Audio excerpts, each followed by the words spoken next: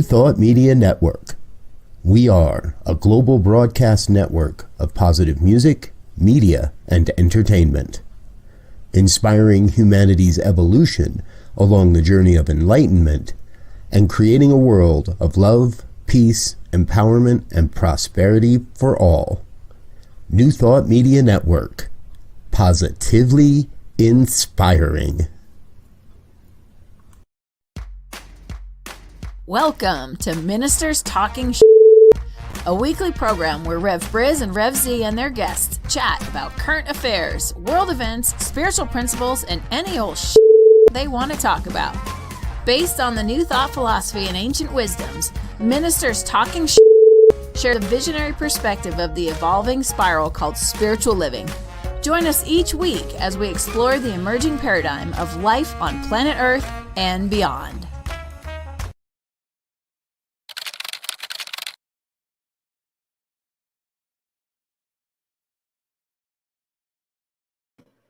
And good morning, dear ones. Reverend Briz over here. Rev Z right here.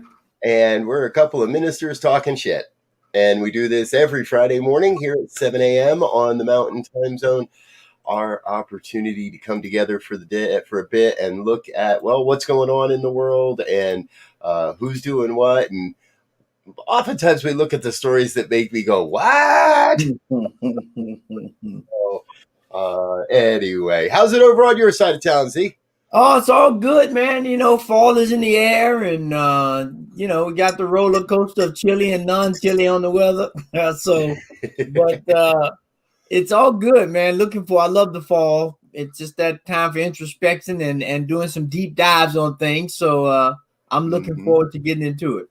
Yeah, absolutely. Yeah, I ended up at a little community garden chili cook-off over the this past weekend, and man, some really, really good. It was like, oh yeah, it's that season, right? Chilies and leaf peeping. Yes, and we're heading up to the mountain. I'm heading out into the mountains this weekend a little bit here and there to get some leafing in, because it's just going to start getting really, really good right about now. So get out and enjoy the nature, folks. Get out and enjoy your life. Get out and enjoy your weekend. Don't stay here listening to us all weekend, just for the next 20 minutes or so. Unfortunately, Z, we've got to raise up some praise and some prayers again this morning. A story came across our desk late yesterday afternoon. There's been another supermarket shooting, Memphis this time. A Kroger store in Memphis, 1 dead, 14 injured. What do you know, Z? What do we know about this one? Well, you know, I think it was a guy in Tennessee goes into a Kroger and basically loses it. I mean, anyone that goes into a grocery, even if you're trying to have some revenge against someone, you don't do it in a public place. I mean, I'm against the revenge at all, but I mean, if you go down the track, God, don't go in a place where there's going to be tons of innocent people who have nothing to do whatever your situation is, and indiscriminately start shooting. Yeah. It's this weird mix. In the old days, it was pistols and meet you at dawn and let's go sing Hamilton or something together, right? If this was a revenge experience, there was something,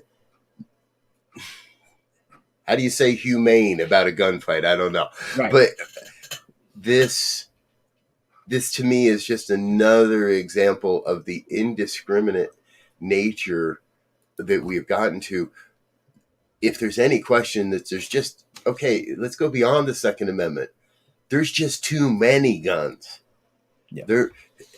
Whether you have a right to own them or not, there are too many, and they're too easy to get. And they're too easy to get for people that have these types of purposes or intents in mind. Or like our main story that we'll get to later, we don't know. This man just might have cracked. Right. Or he might have cracked a long time ago. On this story a while back over this summer, we reported on a police officer shooting here in my community, a few miles from where I live. Yes. We didn't follow up on some of those things, but it turned out that man went looking to kill a police officer that day. And he went looking specifically to kill an officer in that department. So it wasn't a matter for him. There was a lot of premeditation going on. In Tennessee and Memphis here, we don't know if that premeditation is there or not. No. But the common factor is it's just far too easy to get your hands on a gun and go shooting it. Yeah. They're trying to determine if there's some kind of workplace situation going on that caused them to do this. But we have too many guns, not enough training, too many high-powered guns that are definitely military guns, and they're in civilian hands, who most of them have not had the training and know and understand and respect what they have in their hands. Yeah. And given the current situation in our environment, our lives, it's very easy for someone to snap and have access to a gun that's deadly, and then you have tragedies. Mm. So we're going to raise up our prayers and our thoughts for everyone involved in this, all the families, that community, that grocery store, all the people that normally shop there. We know this is a traumatic incident, and we're going to raise up that there's a solution happening here. There's a solution that's emerging and revealing itself. It's difficult because there's so many places we can look at things that seem to be going against the grain of America. Now, what's happening on our southern border is another example of that. We saw some pretty wild images this week. So, yeah, we went from automatic weapons. It felt like we went back in time to the old West, and we're going to whip your ass, son. I mean, well, is that the old West or is that the old South? A little bit of both, probably. But we're whipping people on horseback. People that are traumatized, people that are coming from a country that has been ravaged by natural disaster, and we're gonna whip them out of. I don't get it, Z. Yeah, it brought back images of slavery for me, for sure. When you see, all these black people from Haiti, or maybe who knows where they're from. I'm still trying to figure out how the Haitians got from Haiti to Texas, but that's a whole nother conversation. But they were obviously there. But that whole thing, I mean, they've been on this border forever. I haven't seen anybody on horses whipping people. And we've gone. we spent the budget on the wall, dude. We blew our budget on a piece on the wall that you can climb in about 20 seconds if you're very good. You don't even have to be very good. You can climb that wall in 20 seconds. And we spent the budget. We're down to whips and sticks, I guess. Yeah, and horses, and and for those of you who've never been around a horse, that is a big animal. And it can be very intimidating, and it is most definitely dangerous. So, I mean, that could have been a catastrophe if one of those horses got spooked or anything. And that's just not the way to say that we are a humane society in this day and age. That's not the way to deal with people who are dealing with traumatic experiences. Is you add more to it by chasing at them with a 1,000-pound horse and you whooping them in the same time. Right. It reminds me of an old line many of us might have heard from our parents. You want to cry? I'll give you something to cry about. You want to be traumatized by life? I'll give you something. You think you're traumatized by traveling thousands and thousands of miles to seek shelter and safety? Let me just kick your ass so you can. And our brother Wayne Baldwin. Wayne, good to see you, brother. Good morning. Puts it really well, right? Dehumanizing people hinders our evolution. Yeah, it hinders our ability to really embrace and activate the power of of oneness, of living together. there's more than enough. And this is our point on this one, I believe. There is always more than enough. Spiritual principle. More than enough of everything necessary to fulfill the needs and the desires of everybody on the planet. There's enough land, there's enough food, there's enough water, there's enough everything. This is a massive display of America's fear. And America's fear that we won't have enough. Again, Wayne says we've got some karmic stuff to sort out. America does have a history that needs to be reckoned with and dealt with. And, we don't, it's interesting. I saw a meme this week. It had the Twin Towers 9/11 and it was never forget. And then it had an image of slavery and it said, just get over that. Right. And it had an image of this and that doesn't matter. And we've healed that. And we're past that. But never forget 9/11. These, as you say, how many people are being traumatized just by looking at those pictures? Not even hearing the thundering hoof steps above their head, ready to crush their body, but just get traumatized by the images we're putting out there. Yeah, there's so many mixed metaphors, if you will, that we use in this country, and right up at the top of it, I think is this whole idea, and I say idea just to keep it kind of bland, of privilege. And what you have access to and what you don't have access to, and how you are treated if you are perceived or included in the privileged class or not. Right. Yeah.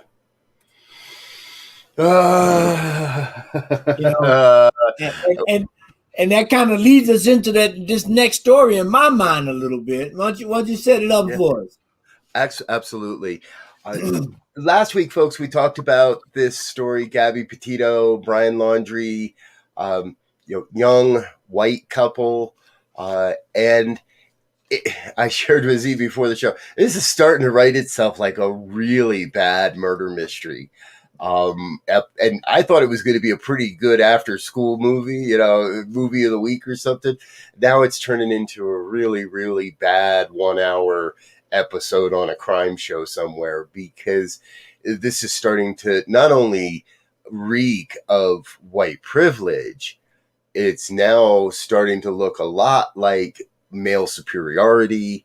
The family is hiding, in my opinion, in my perspective, the family is complicit in hiding Brian Laundrie from the authorities. Since we last spoke, Gabby Petito's remains have been found. The coroner has determined it was homicide. There are stories swirling all over the place of what was happening with this young couple in the final days of Gabby's life, and why it is that there's a massive search going on for this young man, Brian. Yeah, and the interesting part for me is, just to put it bluntly, so they've got the guy, they know he's there, he's come back with the vehicle that's not his without no permission. All right, had that been a black guy, that would be a whole nother, we wouldn't be looking for him. We'd know exactly where he was. If you got the car of someone else that's missing, and their parents are saying they're missing, that's a whole nother ball game. Then for this guy to be there,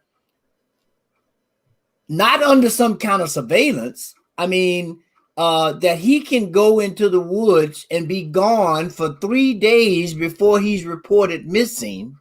Mm-hmm. I could be in China in 3 days, because there was no warrant for his arrest. There was nothing to keep him from using his passport to go out of the country. And so now they're saying, well, the parents helped give him time, give him 3 days before anything was noticed to maneuver. And okay, all this is speculation now, but what's not speculation is this young man has not been seen in about 10 days now. Right. And that's a problem to me. Yes. To me, the whole his re-entry is a problem.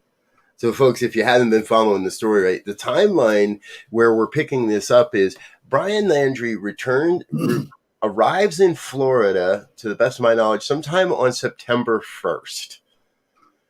That's right before Labor Day weekend. He arrives in the van. Now, at this point, Gabby's parents are concerned, but they don't have anything to report to verify she's missing. And so there is yet to be a missing person report. So your 20-something-year-old son drives away in another person's vehicle, comes back a handful of weeks later in that vehicle without the person. Okay, as a parent, maybe you believe your son when you say, well, she got pissed off and went hiking, so I left her there. She'll be fine. You don't turn on the news and find out what's going on? Now, let's continue. Well, let me interject. And so, why would you not teach your son? Now, why would you not say, son, did we not teach you better than to leave a woman with her and you take her car in the desert? Okay. Oh, yeah. Keep going. So, and now there are reports, a neighbor has now reported that they witnessed Brian and his parents loading that van and go, quote, camping over Labor Day weekend. So he shows up at home with somebody else's vehicle who they know he was engaged to be married. No questions about where Gabby is. No, let's call the police. No, what are you talking about? You left her in the woods. No, nothing. So at this point, they know. At this point, if you're a parent and you don't know something's wrong, you are willfully negligent in this whole thing. Or something wrong with them. The three of them, quote, go camping. Now, this isn't verified yet, but I've seen reports by bigger news media than us that reporting this story. They don't know. They go camping. They come back. They finally, now this is the 11th of September when Gabby's parents are finally report her as truly missing. This is when we all start finding out about the story. Because it's not until that missing person report that anybody's really starting to look for Gabby or wonder what's going on. So up to this, you've got 11 days that you don't do anything other than prepare to help your son to disappear. Because I believe that's what they did. I believe they went in one direction, set up a camp. There's a cabin. There's a something he's hiding. They drove him to the whole thing with the nature preserve is to throw people off the scent. These people have watched way too many cop shows. They drop a vehicle, then they go pick up the vehicle. The FBI are now in charge of all it. They got all the vehicles. They've been in the house. All these different reports of the last few days of this couple's life. Now, here's why I think this here's why I think this catches so much attention. Mm-hmm. Yes, they're white. Pretty white girl goes missing. We were in this country. We're less likely to talk about, people like Deidre Reed, who went missing on September 4th in South Carolina on September 3rd. Excuse me. We're a lot less likely to talk about someone like Ashley Gilroy, who went missing in Houston on September 4th. Young women in their 20s, early 30s, 31. We don't talk about women of color when they go missing, or men of color when they go missing. But Gabby and Brian, I think it goes beyond the fact that they were trying to be social media personalities. I think it goes to the fear that here's a young couple. Here's the dark side of being a YouTuber. Here's the dark side of being out in, quote, van life. Because that's what the media picked up on. They didn't pick up on a missing girl or a suspected killer. They picked up on a van life story. They picked up on the adventure story and the dark side of what is truly a popular form of a popular lifestyle right now. My heart is with Gabby. Yeah. My heart's with Brian as well. Yeah. But I would kick his ass straight to the nearest telephone if I could. And anybody that's not kicking his ass to the nearest police station to own up and man up and take responsibility for what he did. Excuse the man ups. He's a man. To take responsibility for what he did. Yeah. That's got to happen. Yeah. And again, to me, this shows this whole ugly idea of privilege. Because I'm trying to go through the chronicles of my brain to see if I've seen anything similar to this with the black couple that has happened, and I can't, but black men are smarter than that. This reeks of privilege and neglect. Okay, one of the big questions that people are asking is like, well, why didn't they question him? Okay, well, he didn't speak. He had that his Fifth Amendment and 14th Amendment. And I guess, had they had the information about the credit card sooner, they could have questioned him on that. Let's fill everybody in. That's a new development, folks. That this has happened overnight. He's been charged in a federal indictment for credit card fraud. He used a card. We don't know exactly when. We don't know whose card or when or where, but he has been charged in credit card fraud using someone else's information for over $1,000 of income, of money. And I mean, we've seen black men shot and killed for not being quiet in a traffic stop, right? Right.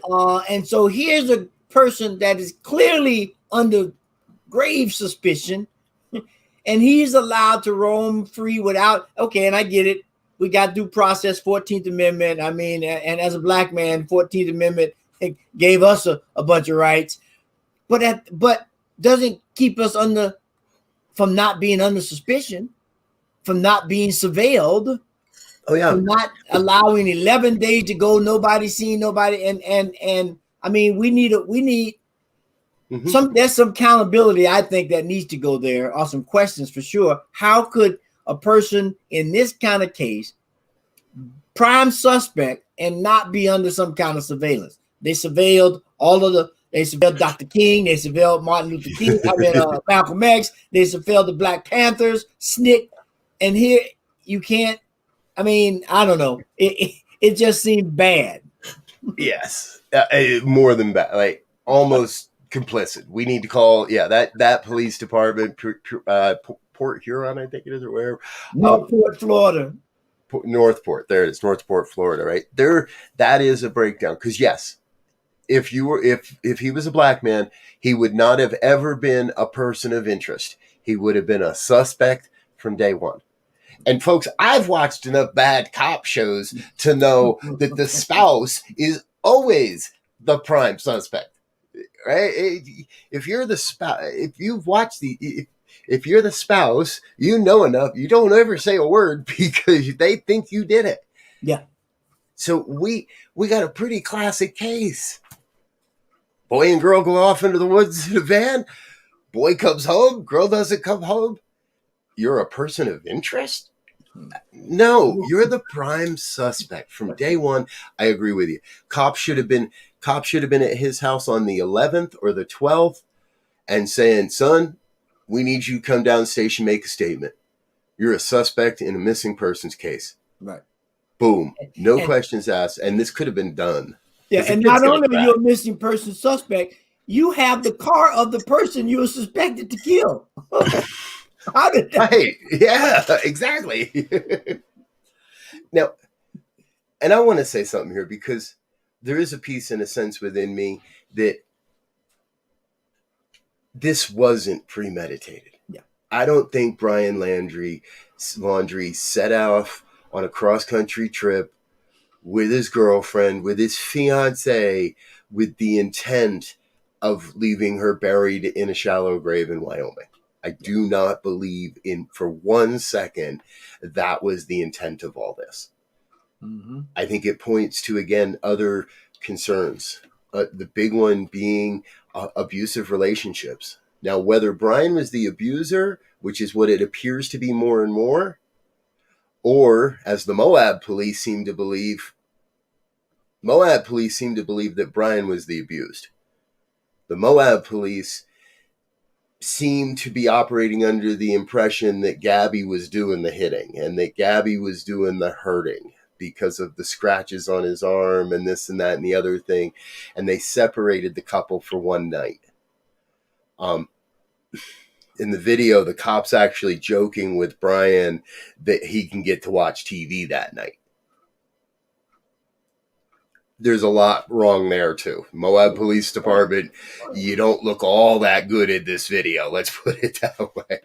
But I want to remind people, if you are having a problem with domestic abuse, if you have any concern for yourself, for your safety, for your physical well-being in your relationship, there's an easy thing to do. It's called Safe Talk. 1-800-799-SAFE. 1-800-799-SAFE. Call Safe Talk. This is a resource. Yeah. And as we look in the world, we see lots of cases of there's other ways. If you're being battered, if you're in an abusive relationship, there's other ways. Leave a note on your pizza order. We hear those stories over and over. But I want to keep coming back to, or at least in this segment, this young man appears to have had a complete mental break. And as we start to piece this together, I think we can almost witness it, which is the hard part. The fun-loving couple is fighting by the time they're in Moab. By the time they're in Jackson, it's deteriorated even more, and there's more and more witness statements now coming forward. It seems pretty obvious they were running out of money. They're fighting with waitresses. He's fighting with waitresses in restaurants. There's a lot of things that it would appear he just kept slipping down a slope and kept slipping, and the break eventually happened. Yeah. That means this was all preventable. Mm-hmm. Yeah, because when you think about, if you've done any traveling by driving, whether it's in a van or a car, long distance, and they've been on the road for a couple of weeks, living together in meager surroundings, if you will. Now, van life is good if you're doing it, but after a while, if you already have some undertows of relationship issues and then y'all with each other 24/7, very few interactions, you're out, things can get heated very quick. Mm-hmm. And if you're not able to negotiate with each other or have some meaningful conversations to de-escalate, you could snap. We know people snap because everybody's mental makeup is different. And if she was abusing him or he abusing her, but according to the Moab, she seemed to have been the abuser, and hopefully we get some clarity on all of this. But at some point,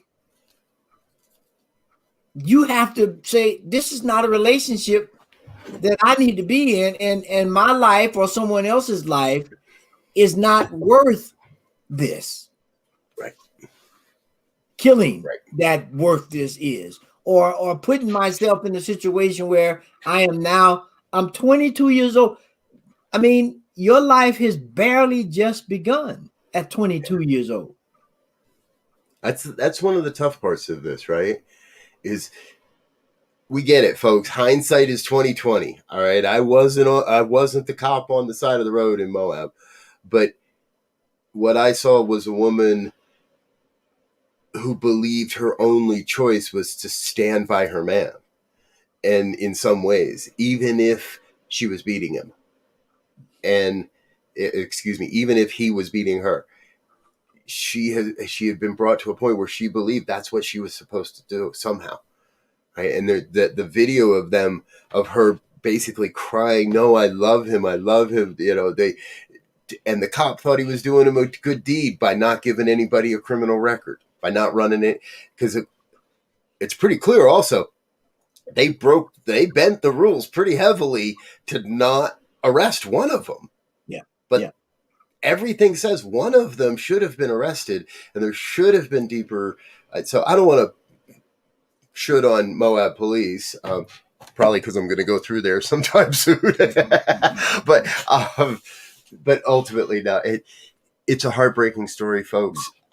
We still don't know the answers, and those that watch this program regularly, you know that we don't come here trying to give answers. But we do try to take a deeper and a different, an alternative look at how some of these stories may have come to play and what we can see as a spiritual principle in here. And really, ultimately, I think the biggest spiritual piece of all of this is to remind all of us that no matter what's going on in our lives, it doesn't have to be that way. If things are bad, if things are wrong, there are resources. 800-799-SAFE. Yeah. Call us if you're in domestic abuse. Safe Talk for suicide. There's all these numbers. There's all these resources. Get with someone if you have a concern. And if you don't, but you witness something, that's just as important to get that person into the hands of some help. Yeah. And you know, and closing words on my end is mental health is real. We should be beginning to take this as a real serious thing, not some frivolous thing. Mental health issues, your mental health is important and is real. So please, please, please find a way to get them attention if you needed some help or support in those issues. And folks, if you're not sure where to turn, reach out to us, ministertalk@ntmedia.org. Either one of us would be more than happy to get on the phone, get on a conversation, connect with you, support you in whatever you need to get the resources and to get to the what's out there for you. We're not mental health experts, and none of us pretend to be. But what we know is we know some really good ones, that if that's what's necessary, we're here to make sure you get to the right people. Well, Z, you know, I think we're getting to the point where we might have to start extending how long this program is. It's been an awful long time since we finished within a 30-minute time frame. Yes. But that's good because there's nobody else on the network till the top of the hour, folks. So we're going to get out of here. We are going to say thank you for being with us this morning. Please do share the program with your friends. Share what we're doing here on the network with your friends. Raise up your prayers for all of these people. For everyone that's missing across this country, across this planet, for everyone that is in any sort of abusive relationship, anyone anywhere that is in that place of suffering, that's unable to see their own magnificence and the magnificence of life, please lift them up in prayer with us as well. We're going to get out of here for today. Join us again, top of the hour, for Be Your Own Hero with Sekou Wrights and all of our Friday Oh, and we've got a new program today, Z. Oh, wow. Brand new program premiering on the network today at noon Mountain Time, the New Thought Musicians Showcase with Jane Thornton. So, and today her guest is the new and up-and-coming and amazing, I shouldn't say new artist, up-and-coming amazing artist, Jesse Powers is going to be with us today. So join us at noon for that. It's going to be really fun. I'll be there. All righty, folks. Until next time, go out there and make it a great day. Peace. Peace.